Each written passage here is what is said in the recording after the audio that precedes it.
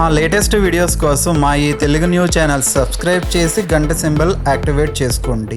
ఈ 5 పనులను ఎప్పుడూ నగ్నంగా చేయకూడదు, దుఃఖం అనుభవిస్తారు అని గరుడ పురాణం చెప్తోంది. హిందూ సనాతన ధర్మంలో అష్టాదశ పురాణాలకు ఎంతో విశిష్టమైన స్థానం ఉంది. వ్యాస మహర్షి రచించిన ఈ 18 పురాణాలలో ప్రతి ఒక్కటి మానవ జీవితాన్ని సన్మార్గంలో నడిపించడానికి అవసరమైన ఎన్నో అద్భుతమైన మార్గదర్శకాలను సూచిస్తుంది. వాటిలో అత్యంత ముఖ్యమైనది మరియు మహాపురాణంగా పిలువబడేది గరుడ పురాణం. సాక్షాత్తు ఆ శ్రీ మహావిష్ణువు తన వాహనమైన గరుత్మంతునికి ఉపదేశించిన ఈ పురాణంలో మానవ జన్మ, మరణం, మరణానంతర జీవితం, పాప పుణ్యాలు, స్వర్గ నరకాలు వంటి ఎన్నో గూఢమైన మరియు నిగూఢమైన విషయాలను చాలా విపులంగా వివరించారు. చాలామందికి గరుడ పురాణం అనగానే కేవలం ఎవరైనా మరణించినప్పుడు వారి ఆత్మకు శాంతి చేకూరడం కోసం ఇంట్లో చదివించే ఒక గ్రంథం అనే అపోహ మాత్రమే ఉంటుంది.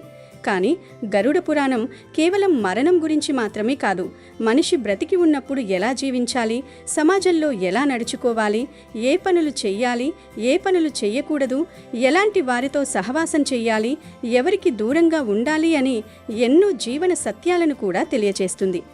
గరుడ పురాణంలో మొత్తం 271 అధ్యాయాలు మరియు 19,000 శ్లోకాలు ఉన్నాయి. వీటిలో మన దైనందిన జీవితంలో మనం తెలియక చేసే ఎన్నో పొరపాట్ల గురించి మరియు వాటి వల్ల మనం అనుభవించే కష్టాల గురించి చాలా స్పష్టంగా చెప్పబడింది. ముఖ్యంగా మానవులు కొన్ని పనులను ఎట్టి పరిస్థితుల్లోనూ నగ్నంగా చేయకూడదని గరుడ పురాణం చాలా కఠినంగా హెచ్చరిస్తోంది. మానవులకు, జంతువులకు ఉన్న ప్రధానమైన వ్యత్యాసం సిగ్గు, మానం. మనిషి తన గౌరవాన్ని కాపాడుకోవడానికి వస్త్రాలను ధరిస్తాడు. వస్త్రధారణ అనేది కేవలం శీతోష్ణ స్థితుల నుండి శరీరాన్ని రక్షించుకోవడానికి మాత్రమే కాదు, అది మన సంస్కృతికి, నాగరికతకు మరియు ఆత్మ గౌరవానికి ప్రతీక. బట్టలు లేకుండా నగ్నంగా కొన్ని పనులు చేయడం వలన దరిద్ర దేవత ఇంట్లోకి ప్రవేశిస్తుందని, లక్ష్మీ కటాక్షం శాశ్వతంగా దూరమవుతుందని మరియు జీవితాంతం తీరని దుఃఖాన్ని, దరిద్రాన్ని అనుభవించవలసి వస్తుందని గరుడ పురాణం స్పష్టం చేస్తోంది. మరి ఆ నగ్నంగా చేయకూడని 5 పనులేమిటి? అలాగే గరుడ పురాణం ప్రకారం మనం ఎవరితో కఠినంగా ప్రవర్తించాలి, ఎవరితో స్నేహంగా ఉండాలి అనే విషయాలను ఇప్పుడు మనం చాలా వివరంగా ఈ వీడియోలో తెలుసుకుందాం. ఫ్రెండ్స్, వీడియోలోకి వెళ్లే ముందు ఈ వీడియోకి ఒక లైక్ కొట్టి జై శ్రీకృష్ణ అని కామెంట్ చేసి మాకు సపోర్ట్ చేయండి, ఎందుకంటే మాకు మీ సపోర్ట్ చాలా అవసరం. ఇక అసలు విషయంలోకి వచ్చేస్తే, మొదటిగా నగ్నంగా ఎప్పుడూ చేయకూడని పని స్నానం చేయడం. మనుషులు బట్టలు లేకుండా పూర్తి నగ్నంగా ఎప్పుడూ స్నానం చేయకూడదని శాస్త్రాలు ఘోషిస్తున్నాయి. నీటికి అధిపతి వరుణదేవుడు మరియు జలదేవతలు. మనం స్నానం చేసే నీటిలో గంగా, యమున, గోదావరి తదితర పవిత్ర నదుల ఆవాహన ఉంటుందని హిందూ ధర్మం చెబుతోంది. అలాంటి పవిత్రమైన నీటిని మనం మన శరీరాన్ని శుద్ధి చేసుకోవడానికి ఉపయోగిస్తాం.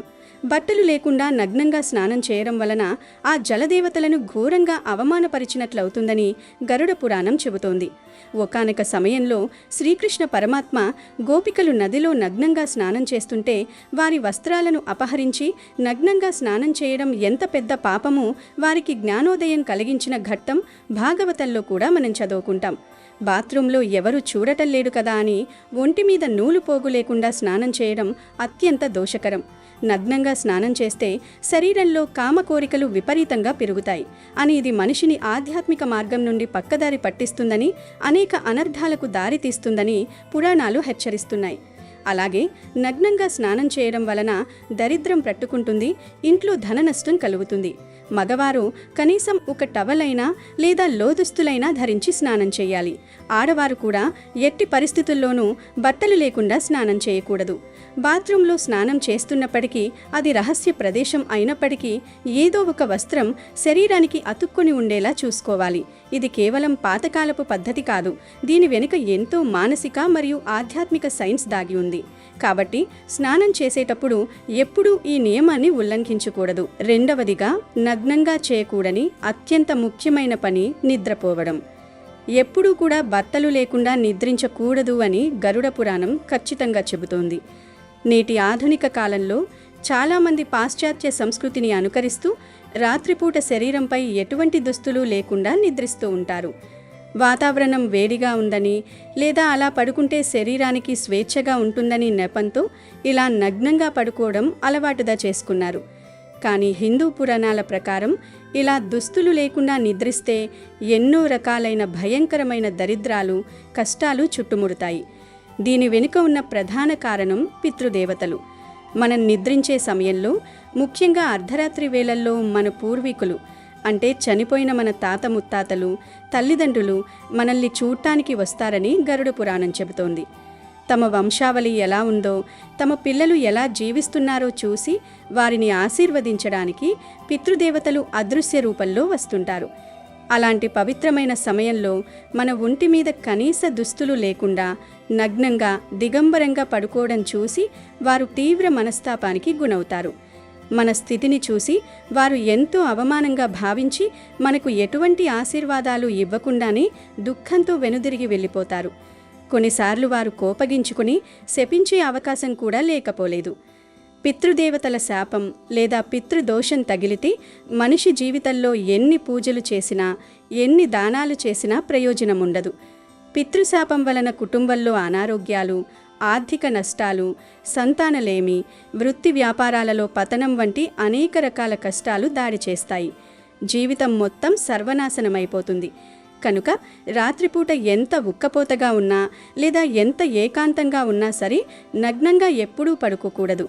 నిద్రపోయేటప్పుడు సౌకర్యవంతమైన, వదులుగా ఉండే కనీస వస్త్రాలనైనా ధరించి మాత్రమే నిద్రకు ఉపక్రమించాలి. ఈ చిన్న పొరపాటు మీ జీవితంలో పెద్ద దరిద్రానికి కారణం కాకూడదంటే ఈ అలవాటును వెంటనే మార్చుకోవడం శ్రేయస్కరం. మూడవదిగా, పూజ లేదా దైవారాధన ఎప్పుడూ నగ్నంగా లేదా అర్ధనగ్నంగా చేయకూడదు. దేవుని గదిలో అడుగుపెట్టేటప్పుడు మనసు ఎంత పవిత్రంగా ఉండాలో మన దేహం మరియు వస్త్రధారణ కూడా అంతే పవిత్రంగా మరియు హుండాగా ఉండాలి. చాలామంది మగవారు స్నానం చేసిన వెంటనే తడి వస్త్రాలతోనూ లేదా కేవలం ఒక చిన్న టవల్ మాత్రమే చుట్టుకును పైభాగంలో ఎటువంటి వస్త్రం లేకుండా అర్ధనగ్నంగా పూజలు చేస్తూ ఉంటారు.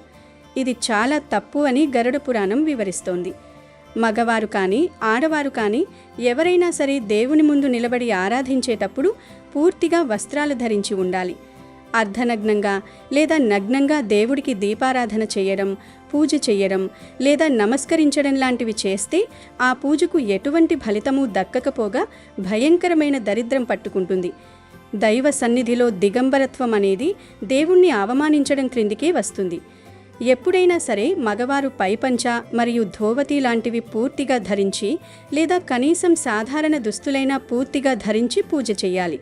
శుచిగా ఉండే వస్త్రాలను, ఉతికిన బట్టలను మాత్రమే ధరించాలి. మంచి వస్త్రాలు అంటే కేవలం ఖరీదైన పట్టు వస్త్రాలు లేదా ప్రతిరోజు కొత్త బట్టలు కొనుక్కుని వేసుకోవాలని శాస్త్రం చెప్పడం లేదు. మీ దగ్గర ఉన్న బట్టలలో శుభ్రంగా ఉతికినవి, ఎటువంటి అంటుదోషాలు లేనివి ధరించి భక్తి శ్రద్ధలతో మంచి మనస్సుతో పూజ చేయాలని దీని అర్థం. పూజ సమయంలో మీ శరీర భద్రతతో పాటు దేవుని మందిరాన్ని కూడా ఎంతో శుభ్రంగా ఉంచుకోవాలి. వస్త్రధారణ ఎంత ముఖ్యమో మనసును నిర్మలంగా ఉంచుకోవడం కూడా అంతే ముఖ్యం. ఎటువంటి చెడు ఆలోచనలు, కామక్రోధాలు మనసులో లేకుండా శుద్ధిగా ఉండి పూజ చేసుకోవాలి. నగ్నంగా, అర్ధనగ్నంగా దేవుని ముందు నిలబడటం వల్ల దేవతల ఆగ్రహానికి, శాపానికి గురవ్వాల్సి వస్తుంది. ఫలితంగా లక్ష్మీదేవి ఆ ఇల్లు వదిలి వెళ్ళిపోతుంది.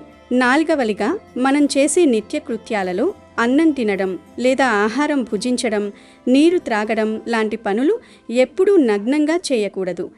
హిందూ ధర్మంలో అన్నం పరబ్రహ్మ స్వరూపమని చెబుతారు. మనకు ప్రాణదానం చేసే అన్నం సాక్షాత్తు ఆ అన్నపూర్ణదేవి స్వరూపం. ఆహారం భుజించేటప్పుడు వస్త్రాలు లేకుండా నగ్నంగా కూర్చుని తినడం అనేది అన్నపూర్ణాదేవిని ఘోరంగా అవమానించడమే అవుతుంది. కొంతమంది స్నానం చేసిన వెంటనే బట్టలు ధరించకుండానే హడావిడిగా ఏదో ఒకటి తింటూ ఉంటారు లేదా నీళ్లు త్రాగుతూ ఉంటారు. ఇలా బట్టలు లేకుండా ఆహారం స్వీకరించడం వల్ల ఆ ఆహారం శరీరానికి వంటపడదు. అంతేకాకుండా రాక్షస శక్తులు, ప్రతికూల శక్తులు, నెగటివ్ ఎనర్జీస్ ఆ ఆహారాన్ని ఆవహిస్తాయని పురాణాలు హెచ్చరిస్తున్నాయి. నగ్నంగా భోజనం చేసే ఇంట్లో ఎప్పుడూ కరువు కాటకాలు తాండవిస్తాయి. ధనధాన్యాలకు లోటు ఏర్పడుతుంది. అన్నం తినేటప్పుడు ఎప్పుడూ ప్రశాంతంగా, శుభ్రమైన వస్త్రాలు ధరించి కింద కూర్చుని దేవుడికి నమస్కరించుకుని భుజించాలి. ఆహారాన్ని గౌరవించడం నేర్చుకుంటేనే ఆ ఇంట సిరి సంపదలు వృద్ధి చెందుతాయి. బట్టలు లేకుండా నీరు త్రాగడం కూడా జలదేవతను మరియు అన్నపూర్ణాదేవిని ఏకకాలంలో అవమానించినట్లే. అందువల్ల ఈ నియమాన్ని ప్రతి ఒక్కరూ ఖచ్చితంగా పాటించాలి. ఎట్టి పరిస్థితుల్లోనూ నగ్నంగా లేదా అర్ధనగ్నంగా భోజనం చేయడానికి ఉపక్రమించకూడదు. 5వదిగా, ఇంట్లో లేదా గదులలో ఒంటరిగా ఉన్నామని నగ్నంగా సంచరించడం లేదా తిరగడం ఎప్పుడూ చేయకూడదు. ఆధునిక కాలంలో ఏకాంతంగా ఉన్న సమయంలో ఇంట్లో బట్టలు లేకుండా తిరిగే అలవాటు కొందరికి ఉంటుంది. మన ఇంటిని కేవలం ఇటుకలు, సిమెంటుతో కట్టిన ఒక కట్టడంగా మాత్రమే హిందూ ధర్మం చూడదు. ప్రతి ఇంట్లో వాస్తు పురుషుడు నివసిస్తాడు. అలాగే గృహలక్ష్మి ఉంటుంది. అష్టదిక్పాలకులు 8 దిక్కుల నుండి ఆ గృహాన్ని రక్షిస్తూ ఉంటారు. తలుపులు మూసి ఉన్నా, కిటికీలు మూసి ఉన్నా భగవంతుని దృష్టి నుండి మనం తప్పించుకోలేము. అలాంటి పవిత్రమైన గృహంలో నగ్నంగా ఇష్టమొచ్చినట్లు తిరగడం వలన వాస్తు పురుషుడు ఆగ్రహిస్తాడు. దేవతలు ఆ ఇంటి నుండి వెళ్ళిపోతారు. వారి స్థానంలో దరిద్ర దేవత, దుష్టశక్తులు ప్రవేశిస్తాయి. దీనివలన ఆ ఇంట్లో ఎప్పుడూ గొడవలు, అనారోగ్యాలు, ఆర్థిక ఇబ్బందులు వస్తుంటాయి. మీరు ఎంత సంపాదించినా అది ఏదో ఒక రూపంలో వృధాగా ఖర్చయిపోతుంది. అలాగే బట్టలు లేకుండా అద్దం ముందు నిలబడి అలంకరించుకోవడం, నూనె రాసుకోవడం లాంటి పనులు కూడా చేయకూడదు. వస్త్రం అనేది మనిషికి రక్షణ కవచం లాంటిది. అది లేకుండా ఇంట్లో సంచరించడం ద్వారా మన చుట్టూ ఉన్న ఆరా, రక్షణ వలయం దెబ్బతింటుంది మరియు ప్రతికూల శక్తులు సులభంగా మనల్ని ఆవహిస్తాయి. కాబట్టి గదిలో ఎవరూ లేరు కదా అని నగ్నంగా తిరిగే ప్రయత్నం ఎప్పుడూ చెయ్యకూడదని, నగ్నంగా మనల్ని మనం అద్దంలో చూసుకోకూడదు అని గరుడ పురాణం హెచ్చరిస్తోంది. ఈ 5 పనులు నగ్నంగా చెయ్యకూడదని చెప్పడంతో పాటుగా గరుడ పురాణంలో మనం సమాజంలో ఎవరితో ఎలా ప్రవర్తించాలి, ఎవరి పట్ల కఠినంగా ఉండాలి, ఎవరికి దూరంగా ఉండాలి అనే ఎన్నో జీవన సూత్రాలను కూడా తెలియజేశారు. ముఖ్యంగా పని విషయంలో అజాగ్రత్తగా, బద్ధకంగా ఉండేవారితో ఎప్పుడూ కఠినంగానే వ్యవహరించాలని గరుడ పురాణం సూచిస్తోంది. సోమరితనం అనేది మనిషి జీవితానికి అత్యంత ప్రమాదకరమైన జబ్బు. ఏ పనినైనా అత్యంత శ్రద్ధతో, సమయపాలనతో చెయ్యాలని మన శాస్త్రాలు బోధిస్తున్నాయి. ప్రతి పనిని రేపు చూసుకుందాంలే అని వాయిదా వేస్తూ, కాలయాపన చేస్తూ, బాధ్యతారహితంగా వ్యవహరించే వ్యక్తుల పట్ల ఎప్పుడూ ప్రేమ, దయ చూపకూడదు. అలాంటి సోమరిపోతులను ఉపేక్షిస్తే వారు బాగుపడకపోగా వారి బద్ధకం వారి చుట్టూ ఉన్న వారికి కూడా సోకుతుంది. పని పట్ల శ్రద్ధ లేని వారికి ఎంత సహాయం చేసినా అది బూడిదలో పోసిన పన్నీరు అవుతుంది. కాబట్టి అలాంటి అజాగ్రత్తగా ఉండే వారితో కఠినంగా వ్యవహరించి వారిని దారిలో పెట్టడం లేదా వారికి దూరంగా ఉండడం చాలా అవసరమని గరుడ పురాణం చెబుతోంది. ఇక అకారణంగా కోపం ప్రదర్శించే వారి పట్ల కూడా అత్యంత కఠినంగా వ్యవహరించాలని గరుడ పురాణం చెబుతోంది. సమాజంలో కొంతమందికి ఎప్పుడూ కోపమే ఉంటుంది. ప్రతి చిన్న విషయానికి చిరాకు పడుతూ ఇతరులను భయపెట్టేలా ప్రవర్తిస్తూ ఉంటారు. వారి కోపం వెనుక సరైన కారణం ఏదీ ఉండదు. కేవలం తమ ఆధిపత్యాన్ని చలాయించడానికి లేదా ఇతరులను అణగదొక్కడానికి వారు ఈ కోపాన్ని ఒక అస్త్రంగా వాడుకుంటారు. అలాంటి వారి పట్ల ఎప్పుడూ భయపడి వంగిపోకూడదు. గరుడ పురాణం ప్రకారం అకారణ కోపం చూపే వారితో ఎటువంటి భయం లేకుండా చాలా కఠినంగా వ్యవహరించడంలో ఎలాంటి తప్పు లేదు. ఒకవేళ మీరు అలాంటి వారికి భయపడి మౌనంగా ఉంటే వారు మిమ్మల్ని బలహీనులుగా జమకడతారు. మీ మంచితనాన్ని, మీ సహనాన్ని వారు మీ చేతకానితనంగా భావించి మరింతగా రెచ్చిపోయే అవకాశం ఉంటుంది. అందువల్ల ఎవరైనా అకారణంగా మీపై కోప్పడితే ముందుగా వారిని శాంతపరిచి సరిదిద్దడానికి ప్రయత్నించండి. ఆ ప్రయత్నం విఫలమై వారు తమ అహంకారాన్ని వీడకపోతే మాత్రం ఖచ్చితంగా వారి పట్ల కఠినంగా వ్యవహరించాలి. అందరితో ఒకే స్వభావంతో ఎప్పుడూ మెతకగా ఉండకూడదు. మీ జీవితం నిజాయితీగా ఉన్నప్పుడు, మీ ఉద్దేశం సరైనదైనప్పుడు, ఏ తప్పు చేయనప్పుడు అనవసరమైన అహంకారానికి, కోపానికి భయపడవలసిన అవసరం ఏమాత్రం లేదు. ధైర్యంగా ఎదుర్కోకపోతే భవిష్యత్తులో మరిన్ని సమస్యలు ఎదురవుతాయని గరుడ పురాణం సారాంశం. అలాగే ఇతరుల పట్ల కనీస గౌరవం చూపని వారికి ఎల్లప్పుడూ దూరంగా ఉండాలని గరుడ పురాణం హెచ్చరిస్తోంది. మనిషి సంఘజీవి. సమాజంలో ఉన్నప్పుడు సాటి మనుషులను గౌరవంగా చూడటం అనేది కనీస ధర్మం. ఎవరినీ వారి కులం, ధనం, స్థాయి, రూపం ఆధారంగా చిన్న చూపు చూడకూడదు. తోటి వారిని అవమానించడం, వారి మనసు నొప్పించేలా మాట్లాడటం మహాపాపమని అన్ని గ్రంథాలలో చెప్పబడింది. ఈ నియమాన్ని పాటించకుండా ఎదుటి వ్యక్తులను చులకనగా చూసే అలవాటు ఉన్న వ్యక్తులకు ఎంత దూరంగా ఉంటే మన మానసిక శాంతికి అంత మంచిది. వారి సాంగత్యం వల్ల మన బుద్ధి కూడా మలినమయ్యే ప్రమాదం ఉంది. అందుకే మంచివారితో, మనల్ని గౌరవించే వారితో సత్సంబంధాలు పెంచుకోవాలి. గురువులతో, స్నేహితులతో, ఇరుగు పొరుగు వారితో ఎప్పుడూ సత్సంబంధాలు కలిగి ఉండాలని గరుడ పురాణం ఉద్బోధిస్తోంది. మనం ఎవరితో మంచి సంబంధాలు కలిగి ఉండాలి, ఎవరితో ప్రేమగా, గౌరవంగా మెలగాలో ఇందులో స్పష్టంగా పేర్కొన్నారు. ముఖ్యంగా మన పొరుగు వారితో మనం ఎంత స్నేహపూర్వకంగా ఉంటే మన చుట్టూ ఉన్న వాతావరణం అంత ఆహ్లాదకరంగా ఉంటుంది. మన చుట్టూ మంచి మాటలు మాట్లాడేవారు, మన శ్రేయస్సు కోరుకునే ప్రియమైన వారు ఉండటం వల్ల మనకొక మానసిక బలం చేకూరుతుంది. మనకు కష్ట సమయాలు ఎదురైనప్పుడు ముందుగా స్పందించేది మన పొరుగువారే. వారి ధైర్యం, ప్రేమ, సహాయ సహకారాలు మన జీవితానికి ఎంతో బలాన్నిస్తాయి.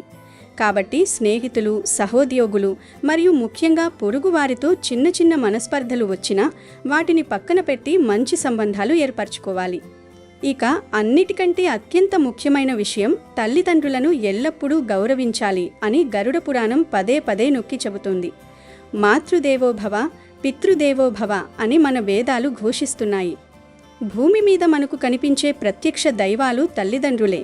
మనకు జన్మనిచ్చి తమ రక్త మాంసాలను ధారపోసి ఎన్నో కష్టాలు పడి మనల్ని పెంచి పెద్ద చేసిన తల్లిదండ్రులను వృద్ధాప్యంలో ప్రేమగా, శ్రద్ధగా కంటికి రెప్పలా చూసుకోవడం ప్రతి ఒక్క బిడ్డ కనీస కర్తవ్యం మరియు బాధ్యత. ఇది గరుడ పురాణంలో అత్యంత స్పష్టంగా చెప్పబడింది. అలా కాకుండా ఆధునిక కాలంలో కొంతమంది పిల్లలు తమ తల్లిదండ్రులను భారంగా భావిస్తున్నారు. వారిని వేధిస్తూ, వారితో నిరంతరం గొడవ పడుతూ, వారిని అగౌరవపరిచే పిల్లలు భవిష్యత్తులో ఎంతో క్లిష్ట పరిస్థితులను, తీరని కష్టాలను ఎదుర్కోవలసి వస్తుంది. వృద్ధాప్యంలో ఉన్న తల్లిదండ్రుల కంట కన్నీరు పెట్టిస్తే ఆ పాపం ఏ జన్మకైనా వదలదు. వారు నోరారా శపించకపోయినా వారి మనసు పడే బాధ పిల్లల జీవితాలను సర్వనాశనం చేస్తుంది. మరో మాటలో చెప్పాలంటే తమకు జన్మనిచ్చిన తల్లిదండ్రులను ప్రేమించని, వారి బాగోగులు పట్టించుకోని పిల్లలు ఈ సమాజంలో ఏమాత్రం గౌరవానికి అర్హులు కారు. వృద్ధాశ్రమాలలో తల్లిదండ్రులను వదిలేసే సంస్కృతి హిందూ ధర్మానికి పూర్తిగా విరుద్ధం. ప్రతి ఒక్కరూ తమ తల్లిదండ్రులను స్వచ్ఛమైన ప్రేమతో చూసుకోవాలని, వారి ఆశీస్సులు పొందిన వారికి ఈ లోకంలో ఎలాంటి లోటు ఉండదని గరుడ పురాణం వివరిస్తోంది. గరుడ పురాణంలోని ఈ సూత్రాలను, నియమాలను పాటిస్తూ చేయకూడని పనులను విడిచిపెట్టి సన్మార్గంలో నడిచే వారికి జీవితాంతం సుఖశాంతులు, అష్టైశ్వర్యాలు మరియు లక్ష్మీదేవి సంపూర్ణ కటాక్షం లభిస్తుంది అని శాస్త్రాలు. వీడియో నచ్చితే లైక్ చేయండి, షేర్ చేయండి, బట్ సబ్స్క్రైబ్ చేసుకోవడం మర్చిపోవద్దు.